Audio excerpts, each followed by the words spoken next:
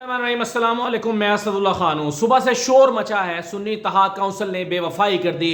سنی اتحاد کونسل نے پاکستان تحریک انصاف کو ہری جھنڈی دکھا دی۔ یہاں تک کہ سینئر ترین تجزیہ کاروں میں سے ایک کامران خان صاحب نے بھی یہ ٹویٹ کر دی ہے کہ عمران خان نے اور تحریک انصاف نے پے در پے غلطیاں کی ہیں، فاش غلطی کی ہے۔ کامران خان نے ٹویٹ کی کہ تحریک انصاف کی ایک اور فاش غلطی، سنی اتحاد کونسل نے بھی ان کو ہری جھنڈی دکھا دی۔ یعنی معاملے کو جانے بغیر، سنی اتحاد کونسل کا موقف جانے بغیر، خط کو سمجھے بغیر، خط کا متن سمجھے بغیر یہ ورڈکٹ دے دیا پینک کریٹ کرنے کے لیے۔ ہو تحریک انصاف نے تو بہت ہی کمزور حرکت کر دی۔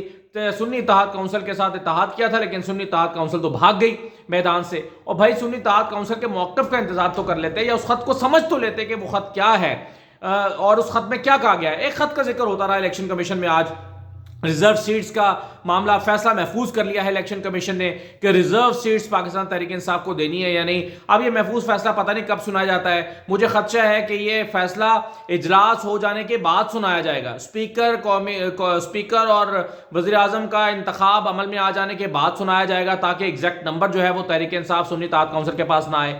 یا پھر اگر پہلے فیصلہ سنا دیا جاتا ہے اس اجلاس کے ہونے سے پہلے، تو یہ تحریک انصاف کو سیٹیں نہیں دی جائیں گی، یہ سیٹیں دے دی جائیں گی باقی سیاسی جماعتوں کو، تاکہ اگر سپریم کورٹ میں تحریک انصاف جائے بھی تب تک وزیر اعظم کا انتخاب عمل میں آ چکا ہو اور وہ ارریلیونٹ ہو جائیں چیزیں۔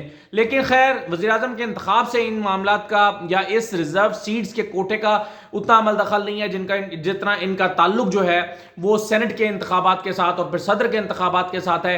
اور آپ جانتے ہیں کہ اگر یہ ریزرو سیٹس کا کوٹا، اس کا انصاف پر مبنی فیصلہ نہ ہوا تو سینٹ کے انتخابات بھی اس پر بھی سوالیہ نشان لگ جائے گا اور صدر کے انتخاب پر بھی سوالیہ نشان لگے گا اور سب کی جو کریڈیبلٹی ہے وہ متاثر ہو جائے گی۔ لیکن پہلے واپس آتے ہیں اس خط پر جو سنی اتحاد کونسل کی طرف سے لکھا گیا، یا سنی اتحاد کونسل کے خط کا جو ذکر ہو رہا ہے کہ بھئی سنی اتحاد کونسل تو چاہتی ہی نہیں ہے ریزرو سیٹس، تو پی ٹی آئی کیوں مانگ رہی ہے۔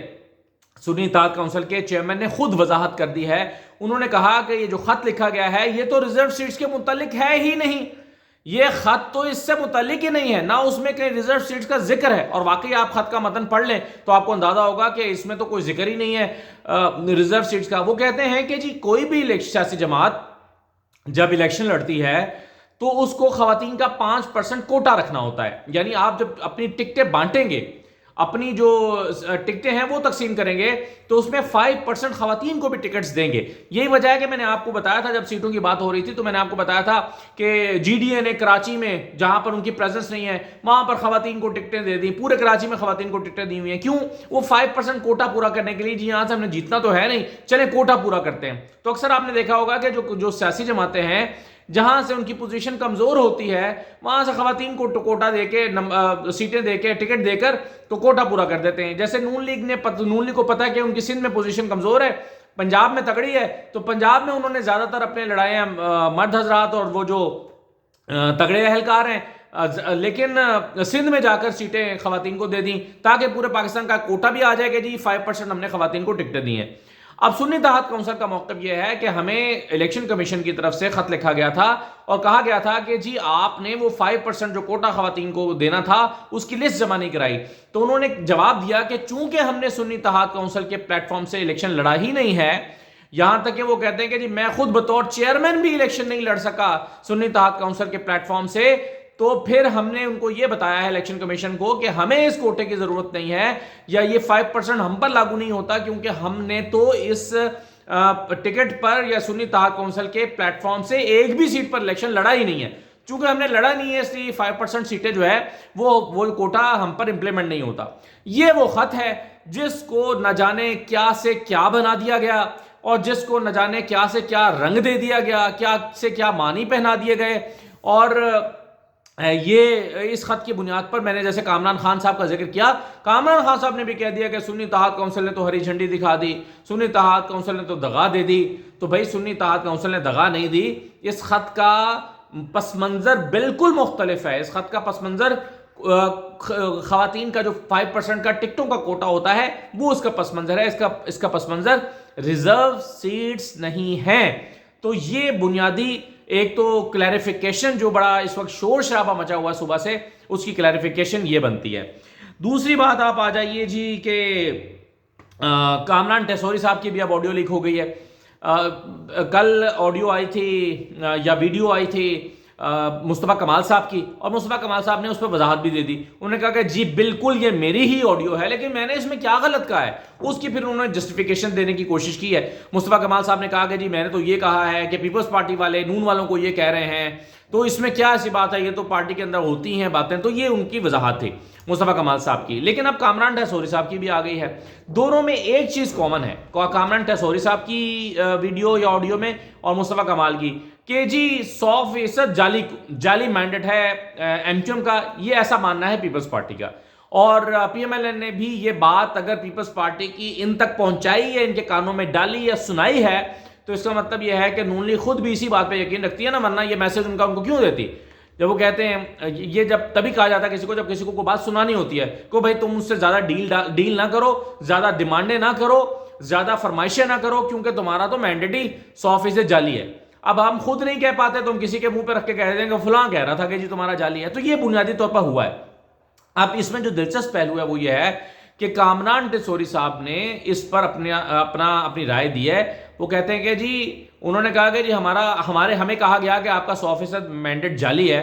तो भाई दूसरी सियासी जमातों ऐसी भी हैं जिनका 200% जाली है, और उन्होंने कहा कि जिनका 9 को भी रिजल्ट नहीं आया, 10 को रिजल्ट आया जाकर, उनका तो 200% जाली है ना, उनका तो कंफर्म जाली है। तो कामरान टेसोरी साहब, दिलचस्प बात है, उन्होंने ये नहीं कहा कि जी हम पर गलत इल्जाम लगाया गया है या हमारा मैंडेट जाली नहीं है, मैं एहतजाज करता हूं। मुस्तफ़ा कमाल साहब भी नून लीग के सामने एहतजाज करके नहीं आए कि जनाब हम प्रोटेस्ट करते हैं, हम एहतजाज करते हैं, आप हमारे असली मैंडेट को जाली क्यों कह रहे हैं। मुस्तफ़ा कमाल साहब उनको ये कहकर नहीं आए, बल्कि ये कहकर आ गए कि हमारा जाली है तो भाई फिर तुम्हारा भी जाली है, हम अकेले कौन सा इस हमाम में नंगे हैं, तुम भी तो नंगे हो।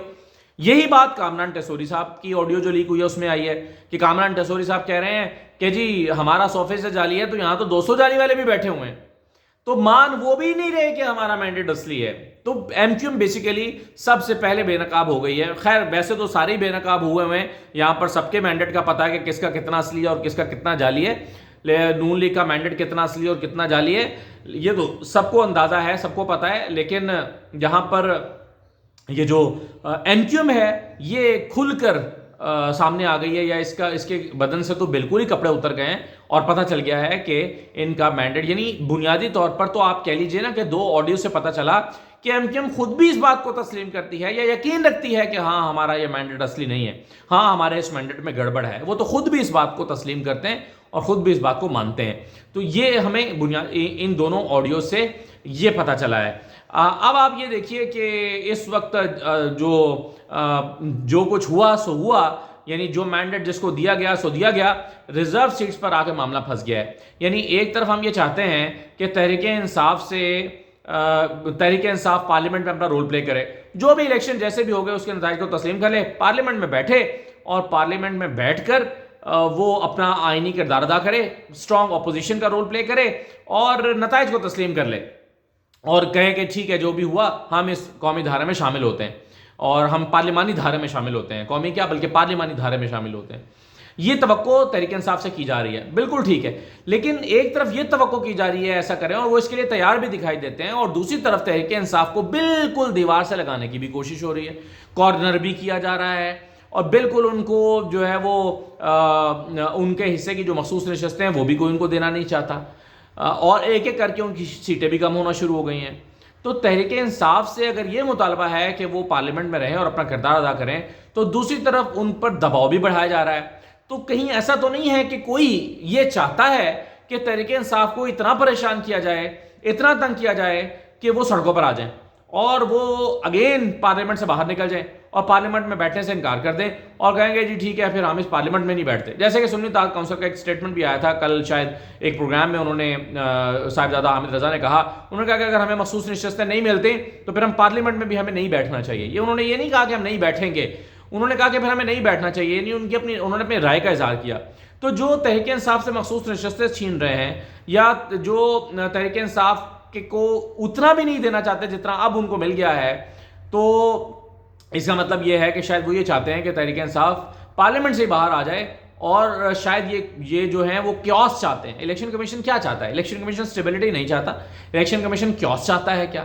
الیکشن کمیشن آپ دیکھیے نا، الیکشن کمیشن کا فیصلہ ظاہر ہے متوقع فیصلہ یہی ہے کہ وہ یہ کہہ دیں گے جی ریزرو اسٹیٹس نہیں مل سکتی سنی اتحاد کونسل کو.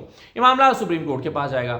سپریم کورٹ کے پاس جائے گا تو سپریم کورٹ اچھی ہو جائے گی اور کہے گی جی ان کو ریزرو اسٹیٹس دیں، اور وہ جو بلے کا نشان ہے اس کو کمپنسیٹ کرنے کی کوشش کرے گی سپریم کورٹ، حالانکہ وہ اس سے کمپنسیٹ ہوگا نہیں. تو اس طرح کی چیزیں عجیب و غریب سی چل رہی ہیں جو نہ جانے پاکستان کے سیاسی منظر نامے پر کیا اثرات مرتب کریں گی. مریم نواز نے ابھی تک کی جو وزارت اعلیٰ سنبھالنے کے بعد ابھی تک جو ان کی پرفارمنس رہی ہے اس میں ایک چیز بڑی پرومیننس کے ساتھ سامنے آئی ہے، اور وہ ہے کہ شہباز شریف صاحب کا جو طرز سیاست یا طرز حکمرانی تھا اس کو ذرا 2-4% اور بڑھا کر پیش کیا جائے. یعنی چھاپے مارے جائیں، وزٹس کیے جائیں، نوٹس لیے جائیں کہ فلان کا ایکسیڈنٹ ہو گیا ہے، مریم نواز نے نوٹس لے لیا، میڈیا کو خبریں جاری کی جائیں کہ نوٹس لے لیا، اور دورے کیے جائیں کال سینٹرز کے، ہسپتالوں کے، تھانوں کے، اور اچانک دورہ کر کے دیکھا جائے کہ کیا ہو رہا ہے. یہ باتیں چلیں ٹھیک ہے، اچھی لگتی ہیں، لیکن اس سے پہلے پالیسی ہوتی ہے. آپ ایک پالیسی بناتے ہیں، پالیسی دیتے ہیں، اس کو امپلیمنٹ کرنے کا آرڈر کرتے ہیں، اور پھر آپ جا کے دیکھتے ہیں کہ اس پر امپلیمنٹیشن ہو رہی ہے یا نہیں ہو رہی. پوری مغربی دنیا میں جہاں پر سسٹم خودکار طریقے سے چل رہا ہے اور مضبوط سسٹم بنایا گیا ہے، کسی بھی حکمران کو یا یہاں تک کہ میئر تک کو بھی جا کے چھاپے مارنے کی ضرورت نہیں پڑتی. تو یہ صرف چیزیں میڈیا کنزمپشن کے لیے ہوتی ہیں. اگر تو مریم نواز نے یہی کچھ کرنا ہے کہ چھاپے مار لیے، کال سینٹر میں جا کے خاتون کا دوپٹہ اتر گیا تو سر پہ دوپٹہ پہنا دیا، اور اس سے اگر آپ نے میڈیا میں اپنی سوشل میڈیا میں اپنی جگہ بنانی ہے تو پھر معذرت کے ساتھ یہ آپٹس کے لیے تو چیزیں ٹھیک ہے، واہ واہ ہو جائے گی 2-4 دن، تبدیلی نہیں آئے گی. اور اگر چینج نہیں آئے گا، کوئی فرق نہیں ڈال سکیں گی آپ کی کارکردگی، تو پھر اس سے آپ کو جو سیاست میں حاصل کرنا چاہتے ہیں وہ نہیں ہو سکے گا. تو آنیا جانیا اپنی جگہ، سسٹم، پالیسی اور اس پر اسٹرکٹ امپلیمنٹیشن، یہ ہے بنیادی کرنے کا کام.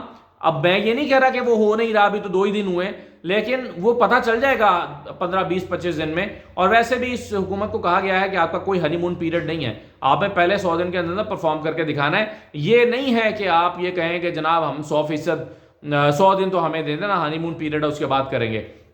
تو ٹائم جو ہے وہ نون لیگ کے پاس بہت کم ہے، اور اگر آپ کو چینج کرنا ہے، چینج لے کر آنا ہے، اور کوئی سسٹم میں تبدیلی لے کر آنی ہے، اور واقعی حقیقت میں لوگوں کے دل جیتنے ہیں، تو اس کے لیے پھر آپ کو حقیقی طور پر کچھ کرنا پڑے گا. یہ میڈیا آپٹکس اور سوشل میڈیا کنزمپشن اور یہ جو چھوٹے چھوٹے کلپس بنا کے ڈالنا کہ آج مریم نواز نے فلاں رنگ کا سوٹ پہنا ہوا ہے، آج مریم نواز نے فلاں خاتون کا دوپٹہ ٹھیک کر دیا، مریم نواز نے میاں چنڈو میں ہونے والے افسوسناک واقعے کا نوٹس لے لیا، مریم نواز نے فلاں کو معطل کر دیا. اب 2-4 دن میں آپ دیکھیں معطلیاں بھی شروع ہو جائیں گی. تو ان چیزوں سے یہ صرف میڈیا کے لیے تو ٹھیک ہے، میڈیا کا پیٹ بھرنے کے لیے فرق نہیں پڑے گا. آخری بات یہ ہے کہ پی ٹی آئی کے اپوزیشن لیڈر کا فیصلہ ہونا ہے کہ اپوزیشن لیڈر کون ہے. تو جن ناموں پر ابھی تک غور کیا جا رہا ہے ان میں عمر ایوب صاحب ہیں، اسد کیسر صاحب ہیں، بیرسٹر گوہر صاحب ہیں، اور شیر افضل مروت صاحب کے نام سامنے آ رہے ہیں. عمر ایوب، اسد کیسر، بیرسٹر گوہر، شیر افضل مروت، یہ چاروں ہی کی اپنی اپنی اسٹرینتھ ہیں، اپنی اپنی خوبیاں ہیں، اپنی اپنی طاقت ہے. ان میں سے کوئی بھی اچھا اپوزیشن لیڈر ہو سکتا ہے. میں آپ سے چاہوں گا کہ آپ اپنا ووٹ دیجئے ذرا کامنٹ سیکشن میں آ کے، اور بتائیے کہ آپ ان چاروں میں سے کس کو لیڈر آف دی اپوزیشن قومی اسمبلی میں دیکھنا چاہیں گے. مجھے لگتا ہے کہ آپ، چلے میں گیس نہیں کرتا، آپ ذرا اپنے کامنٹ دے دیں، اگلی ویڈیو پہ بات کرتے ہیں، پھر میں اسی میں اپنی رائے بھی دوں گا کہ میں کس کے حوالے سے سمجھتا ہوں. کیونکہ ابھی میں اگر اپنی رائے دے دوں گا تو وہ انفلوئنس کر سکتی ہے آپ کی رائے پہ، تو وہ جو پول ہے وہ تو اس کا فائدہ نہیں رہے گا. تو آپ اپنی رائے کا اظہار کیجئے، پھر ہم اس پہ مزید بات بھی کریں گے. اجازت دیجیے، اللہ حافظ.